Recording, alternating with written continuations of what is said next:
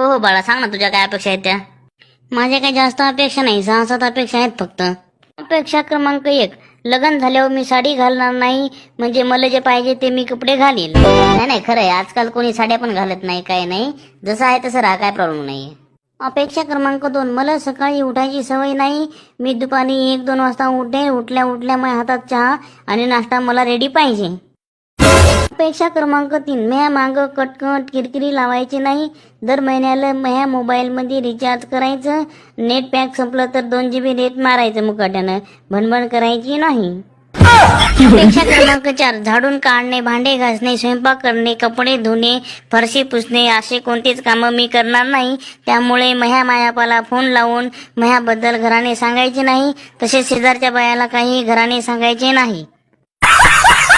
अपेक्षा क्रमांक 5, मला प्रत्येक महिन्याला 10,000 रुपये खर्च पार्लरसाठी आणि